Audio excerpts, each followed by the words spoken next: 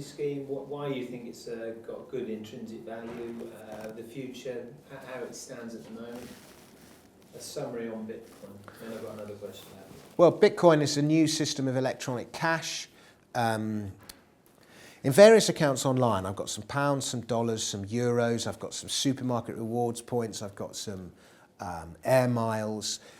These are all forms of digital money in the sense that they're tokens that can be redeemed for some kind of good or service. Obviously, the pounds and the dollars are more widely used than the air miles are. If I want to use any of those forms of money, I have to go through a middleman of some kind. I've got to go through a credit card company, a bank, the supermarket, the airline. And the other thing to point out, they're all digital. None of them exist in the physical world, in the real world. Now, if you contrast that with cash, I had a pound in my pocket, I can hand you a pound coin. That transaction is a cash transaction. It involves nobody else, no middleman. And for years, computer coders had been trying to find a way of replicating that cash transaction digitally, and they couldn't do it. And the problem was, digital cash is a form of digital code. If I want to send you any form of digital code, whether it's an email, some text, a picture, some cash, you can take that digital code and you can cut and paste it and send it to 1, 10, 50, 100, a million different people if you want. If you can do that with money, the money's useless. It's the problem, what's known as the problem of double spending. And this problem of double spending had confounded coders for years and years and years, and nobody could find a way around it. People have been trying to crack it since the 80s. Nobody could find a way around it without using a middleman of some kind, at which point it is no longer cash. So much so that by mid-2000s, mid-noughties, people had just given up. They just said it was impossible to do. And the breakthrough of Bitcoin was that it found a way of doing this. And that is what is so exciting about it. And the way that it found of doing this was an enormous database. But instead of this database being stored by one company or one thing, the database is in fact shared across the Bitcoin network, across any computers that are using Bitcoin. And when a transaction takes place, if I send you some digital codes, some Bitcoins, that transaction is logged on the database. And it only becomes final once it's called time-stamped on this database. And all the computers on the network verify that this transaction has occurred. And once the network has verified that this transaction has occurred, that transaction is final. And it sounds quite simple when you say it like this. This database, this enormous database, is called the blockchain, by the way. And it sounds quite simple when you say it, but in fact, it was a huge breakthrough. And if I look at Bitcoin now, obviously there was a huge mania about Bitcoin in 2011, and now we're in the kind of post-mania doldrums. And Bitcoin is trading at about $200, $250, something like that.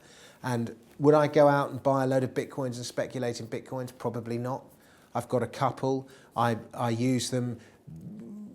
The reality is very few people are using them in the real world, except on the dark net, where they are used like mad to buy on online black markets. So they use like mad to buy black market goods. And the tech works, and the fact that the black markets are using Bitcoin is very telling, because it shows that the tech works. Black markets are often the first markets to use and adopt a new tech on a practical day-to-day basis. By the way, I'm not endorsing going and using online black markets, but that they are using Bitcoin so successfully is very telling, and actually that will prop up the price to a certain extent. That said, we're still miles and miles from mainstream adoption. So I'm not particularly bullish about the Bitcoin price, but I am incredibly bullish about this blockchain tech. It's going to be used for already. Computer coders are looking at it and going, Bitcoin works, it's brilliant, it's a total breakthrough. You can look at the black markets, it works. And they're now thinking, what else can they use this technology for beyond a money system? So we're seeing communication systems develop whereby I can send you a message without going through Gmail or Twitter or iMessage or WhatsApp or whatever it is, direct messaging. Now that has all sorts of implications for privacy. People are using it to trade financial assets. That has implications for the way stock markets work. What the blockchain is basically is it's a huge, it's like a public record. It's like a huge public record, permanent public record that keeps on growing. And so it can not only be used to trade financial assets, it can be used to register the ownership of any kind of asset you can think of. Land, the car registry could be put on a blockchain. Your own identity, we're going to stop seeing usernames and passwords, and we're going to start using blockchain tech to verify identity. Your reputation, if you think of the importance of reputation in things like eBay, TripAdvisor, Uber, your reputation is everything. TripAdvisor, the whole success of TripAdvisor is the online review system.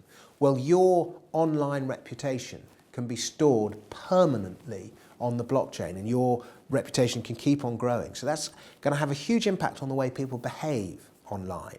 And, your reputation will actually be stored. That's an incredible thought when you think about it. International criminal record keeping.